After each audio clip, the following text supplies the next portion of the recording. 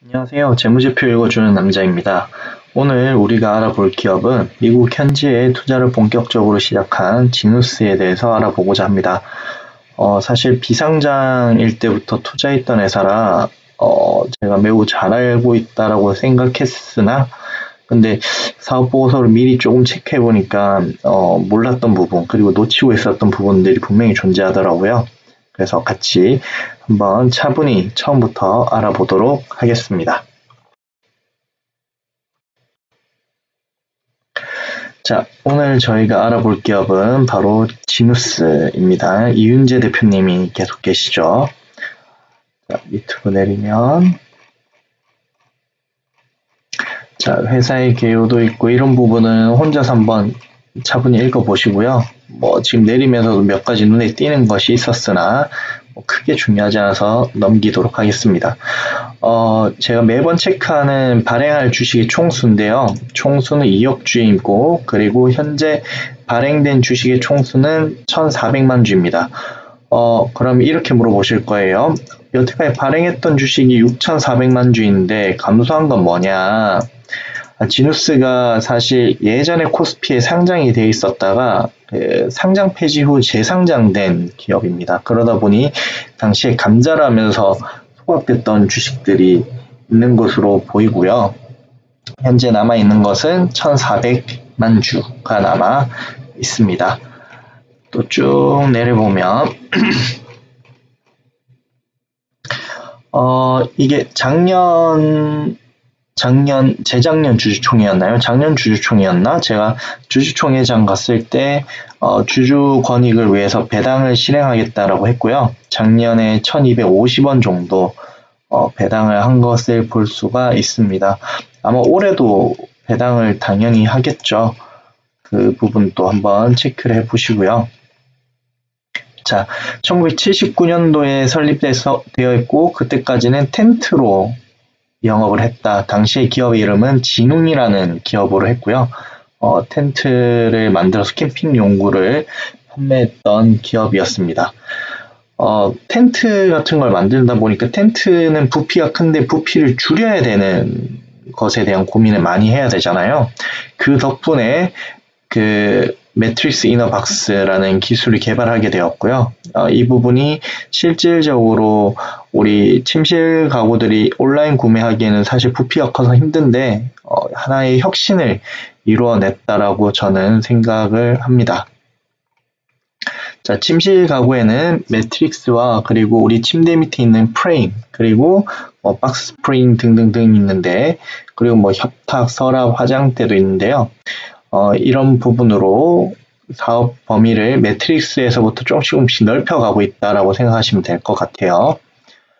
그리고 또 쭉 내려보면 자, 무려 500조랍니다. 전 세계 가구 시장은 500조나 된다 하고요. 여기서도 나오네요.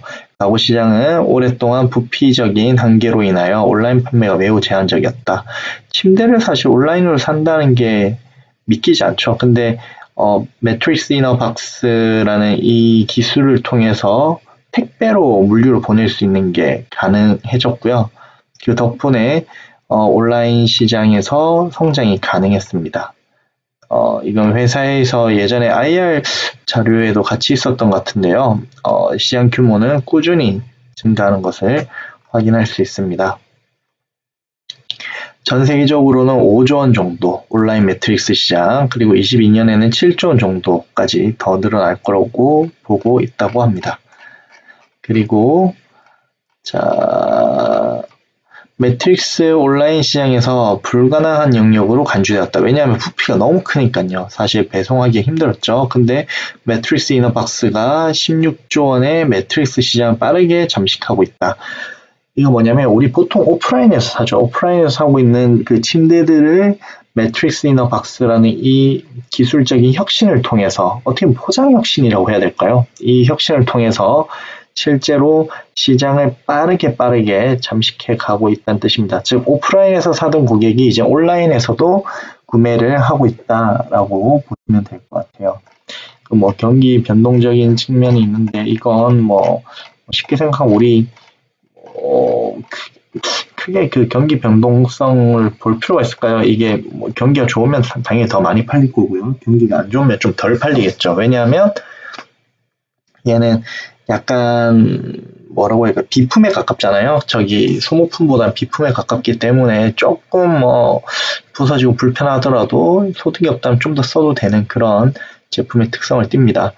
자, 지금 여러 가지 기술 개발을 하고 있다는데요. 침대에 이어서 소파, 테이블 등을 이제 온라인 전용 제품으로 개발된 박스에 넣어서 페덱스나 UPS를 통해서 소비자에게 배송을 하고 있다고 합니다. 제가 지누스 상장하기 전에 주총도 갖고 여러 번 갔었는데요. 그 소파를 하겠다라고 했을 때 상당히 놀랐는데 그 배송하려고 하는 그 부분을 동영상을 봤을 때 상당히 혁신적이더라고요. 그래서 결론은 한번 사보고 싶긴 한데 아직까지 소파는 사보지 못했습니다. 자, 해외 진출 현황 이거 IR 자료에 들어가 있던 거네요. 지금은 한국도 시장에 진출을 했어요. 진출을 했고 중국에도 판매를 하고 있고요. 그리고 여기 인니는 공장 그리고 호주도 판매를 하고 있고 주력 시장인 미국과 캐나다에서 지금 활동을 메인으로 하고 있습니다. 물류센터는 2개가 있고요. 이번에 미국의 물류 겸 생산 기지를 하나 더 만든다고 발표를 했죠. 그 부분 또 조지아주가 어디 있는지 모르겠어요. 조지아주에 그 공장을 설립한다고 합니다. 자, 뭐, 이 부분도 아까 이미 말씀을 드렸던 부분이고, 자, 온라인 고객은, 뭐, 당연히 아마존입니다. 아마존. 그리고 뭐, 월마트, 그리고 샘스클럽, 뭐, 웨이페어, 코스트코 이런 곳에서 다 팔리고 있고요. 그리고 자사, 지누스닷컴에서도 많이 판매를 늘리려고 하고 있다고, IR과 그리고, 주총에서도 몇 번 설명을 해주셨던 부분이고요. 그리고 오프라인은 월마트를 기점으로 지금 판매를 하고 있다고 합니다. 자, 통계학적으로 봐도 사실 우리 침대 수요가 늘어나 봐요. 얼마나 늘어날까라는 고민을 했을 때 사실 가구당 인구수가 늘어날 때 뭐라고 해야 될까요? 가구당 가족 수가 늘어날 경우 사실 침대에 뭐 어느 정도 한계가 있을 수 있으나 사실 그 1인 가구나 2, 3인 가구로 조금씩 핵가족화가 된다는 부분은 사실 매트리스 시장에서 상당히 우호적인 부분 아닐까 저는 싶어요. 왜냐하면 뭐 좀 가령 좀 젊은 친구들 같은 경우 뭐 자취방에 갈 때 침대를 샀다가 버리고 또 다른 곳으로 가는 경우 많잖아요. 그 가격이 쌀 경우 사실 지누스가 들어가 있는 그 시장의 특성상 그 매트리스 가격이 낮은 곳을 추구하기 때문에 1인 가구나 2, 3인 가구로 축소되고 있는 이 환경은 상당히 지누스 입장에서 우호적인 상황이라고 저는 보여집니다. 자, 온라인 점유율은 2018년도 27.3%를 달성하고 있다고 합니다. 그리고 아까 말씀드렸다시피 뭐 이제 탁자랑 소파도 한다고 했죠. 그래서 적극적으로 시장을 확장하고 있다라고 발표를 했습니다. 자, 매트리스 비중이 56.4%, 그리고 베드프레임 같은 부분이 35.9%, 그리고 기타 협탁 등등등이 2.2%를 기록하고 있습니다. 제 처음에 투자를 했을 땐 거의 뭐 매트리스 위주의 회사였는데요. 지금은 약간 포트폴리오가 조금씩 가변화가 되고 있다라고 저는 판단이 됩니다. ASP도 봐야 되죠. ASP 사실 18년도 이때 그 ASP가 많이 떨어져서 이슈가 좀 많았었어요. 저때 당시에 이제 상장을 막 준비하고 있었는데 ASP가 떨어지니까 이거 뭐 이슈가 있는 거냐 했는데 뭐 결론은 이제 경쟁 업체들이 많아지다 보니 조금 떨어졌을 수도 있으나 뭐 크게 변동하고 있는 것으로 보이지는 않습니다. 뭐 베드프레임 같은 경우는 뭐 이런 가격이 오히려 증가하는 모습도 보여지고 있고요. 그리고 이제 원가를 볼 건데요. 자, 2017년도에 상장을 하려다 밀린 가장 큰 이유가 바로 TDI 가격이 폭등했었어요. TDI 가격이 한 800불 정도였다가 저기 독일의 그 유명한 화학회사, 갑자기 이름이 기억이 안 나네요. 그 화학회사 폭발 사고로 인해서 TDI 가격이 4,000불까지 올라가 버렸거든요. 그리고 그러다 보니까 원가율이 급격하게 악화가 됐고 가격이 폭등하게 돼서 원가율이 악화되니 시장에서 좀 의문을 가지게 된 거죠. 그리고 회사 입장에서는 대외적인 여건으로 인하여 원가율이 악화되었는데 싼 가격을 받고 상장을 하고 싶지 않았기 때문에 상장을 뒤로 미루게 되었습니다. 결론 어떻게 됐냐면 바스프사였네요. 바스프사에서 그 공장 폭발 이후 지금은 제가 알기로는 재개가 된 걸로 알고 있고요. 그리고 그 중국 업체들이 TDI 공장을 상당히 많이 확충을 시켰습니다. 덕분에 가격이 상당히 많이 떨어졌고 당분간 그 화학업체의 특성상 계단식으로 증설을 하기 때문에 지금 현 가격이 좀 유지가 될 거라고 저는 생각을 하고 있습니다. 근데 요즘에 좀 봐야 될 건 사실 이 철강 부분인데요. 철강석이 가격이 계속 조금씩 오르고 있어서 근데 프레임의 매출 비중이 한 30% 정도 수준이다 보니 우리 철강석 부분도 좀 잘 체크를 해야 될 부분 아닌가 싶네요. 자, 생산 능력. 지금 1000개 단위죠, 1000개. 원래 중국이 250만 개였는데 올해 보니까 4로 나눠도 한 60만 개는 해야 되는데 140만 개 정도로 생산 능력이 줄었죠. 이거 이유가 뭐냐면 중국이 그 반덤핑 제소를 당했어요. 그래가지고 상계 강세는 아니고 덤핑 강세를 맞게 됐는데 그 덕분에 그 인리로 미리 옮겼던 덕분에 가격상은 크게 영향을 받지 않았으나 그 중국 생산 공장들이 놀 수 있기 때문에 그런 부분들을 프레임 쪽으로 많이 옮겼다라고 들었어요. 그래서 생산 능력은 좀 줄어들고 있고 유효한 생산 능력과 그런 부분들은 그 매트릭스 이외의 다른 제품들을 이제 중국에서는 생산하게 될 거다. 하지만 그 매트릭스는 인도에서 주력을 한다. 근데 이번에 인도가 아니죠. 인도네시아도 인니도 그 반덤핑 피소를 당했어요. 반덤핑에 당하다 보니 또 이슈가 됐는데 이번 미국의 투자건이 그 생산량으로는 한 180만 개 정도 이야기를 하더라고요. 2019년 기준으로 인도네시아 생산법인 생산량 정도의 캐파를 가져가려고 하는 건데 아마 장기적으로 계속 이런 반덤핑 이슈가 있을 거라고 생각했기 때문에 결과적으로는 미국의 생산 법인을 만든 거다라고 생각했고요. 사실 어떻게 보면 이제 반덤핑 당할 이슈를 완전히 해소시켜버린 거죠. 해소시켰지만 미국에서 생산을 하다 보면 아무래도 그 인건비가 비싸니까요. 인건비가 비싸다 보니 가격이 분명히 뛰는 부분이 생길 거다.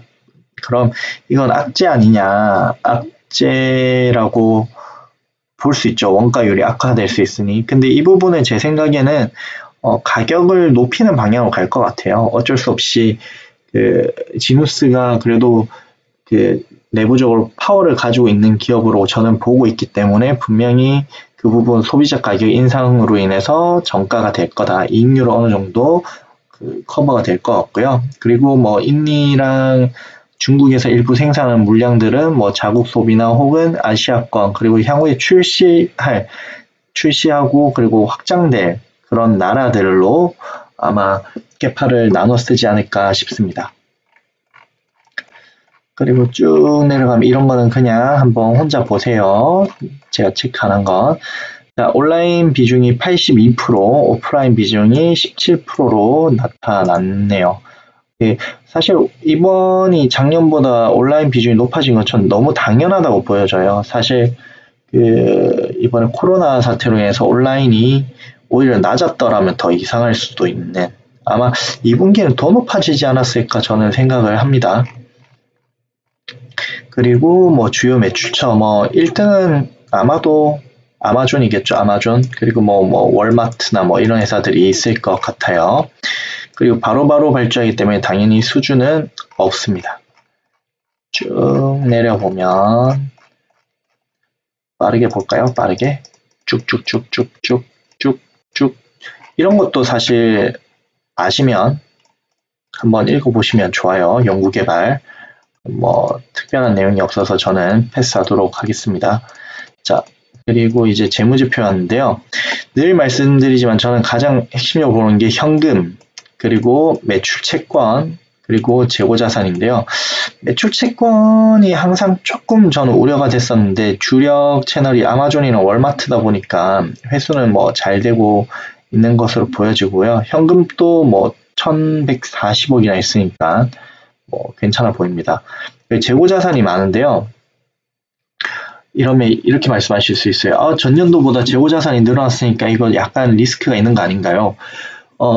재고자산이 많다는 게 꼭 나쁜 것은 아닙니다. 왜냐하면 추후에 팔릴 것에 대해서 재고를 쌓아두는 거라면 문제가 없거든요. 일정한 수준의 재고가 유지된다는 가정하에서는 개인적으로는 이제 지누스를 오래 봐왔기 때문에 지누스의 성수기는 뭐 3분기랑 4분기 가장 성수기인데요. 즉 1분기부터 바닥을 찍고 2분기, 3분기, 4분기로 3분기에 가장 피크를 찍고 4분기부터 다시 약간 꺾이는 그런 모습을 보여줍니다. 그럼 2분기, 3분기를 미리 준비를 해야 되니 재고자산을 1분기에는 조금 쌓아뒀다라고 해석할 수 있을 것 같아요. 지금 제가 이야기해드린 부분들은 한번 그 단연간의 재무제표를 보시면 이해하실 수 있을 거라고 확신합니다. 유동부채의 경우도 보면 뭐 크게 늘지 않았고요. 그리고 장기부채의 경우도 보면 뭐 크게 늘지 않았습니다. 자, 매출액은 전년도 1분기에 비해서 한 20% 정도 성장을 했고요. 그리고 판관비도 그 작년 1분기에 비해서 뭐 대강 한 15%, 20% 정도 성장한 것으로, 늘어난 것으로 보이네요. 그럼에도 불구하고 영업이익은 230억으로 전년도보다 증가를 한 것을 확인을 할 수 있습니다. 그리고 분기순이익도 전년도보다는 늘어났죠. 전년도보다는 전체적으로 성과가 좀 더 좋았다라고 보여집니다. 자, 자세히 보려면 우리 주석을 봐야 되는데요. 주석을 보면 위에 이런 부분들은 직접 한번 챙겨보세요. 자, 쭉쭉쭉쭉쭉 제가 요즘에 20분을 넘기지 않으려고 노력을 하고 있기 때문에 필요한 부분만 설명드리고자 합니다.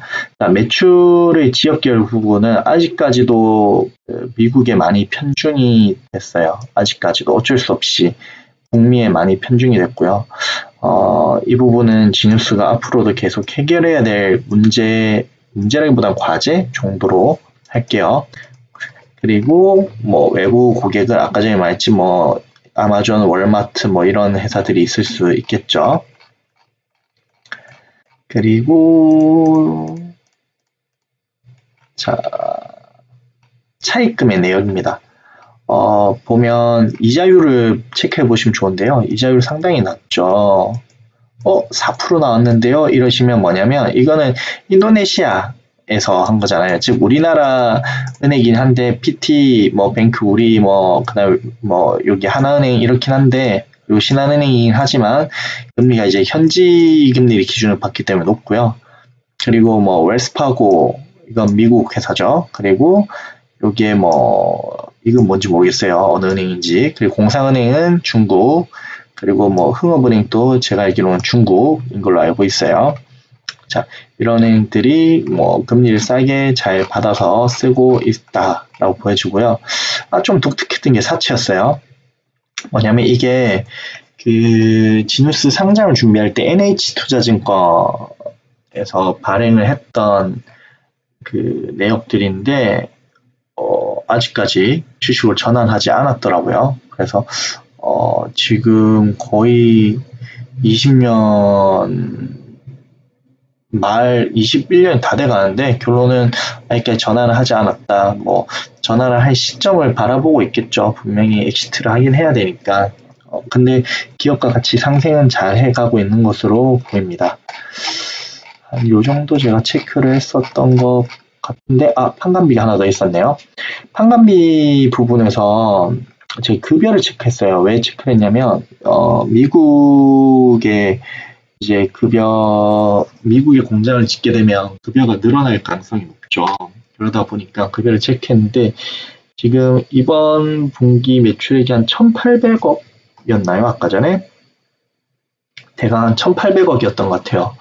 1,800억에서 지금 인건비가 차지한 비율이 한 5% 정도 수준이거든요. 근데 향후에 아마 미국으로 진출하면 인건비가 좀 더 늘어날 수 있다라는 부분 체크를 해야 될 것 같아요. 그리고 광고 선전비, 광고비가 좀 올라갔더라고요. 이거 어디서 광고를 한 건가? 뭐 아마 아마존닷컴에서 광고를 했을 것 같긴 한데 광고비가 좀 눈에 띄었습니다.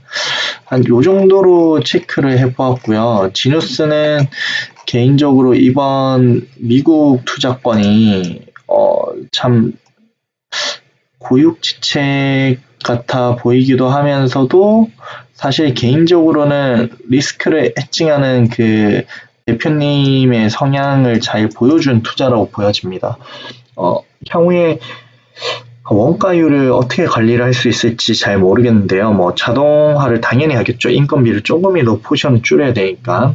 그래서 관건은 이제 지누스에 주어진 관건 첫 번째는 인리 반덤핑 관세율이 얼마나 나오는지 안 맞을 수 있으면 제일 좋지만은 중국 사례를 봤을 때 아예 안 맞기는 쉽지 않을 것 같다라는 생각이 조금 들긴 했고요. 그리고 두 번째 미국 쪽 공장이 가동된다면 이제 장기적으로 계속 이슈가 될 만한 하나의 부분을 그냥 이제 잘라내 버린 것 같아요. 그래서 향후에는 반덤핑 이슈가 없을 것이다. 물론 각국의 다른 나라별로 생길 수는 있겠지만 아직 현재로서는 미국이 가장 큰 시장이기 때문에 그 반덤핑 이슈, 향후에 발생할 반덤핑 이슈에 대해서 해소한 부분은 상당히 잘한 것으로 저는 보여집니다.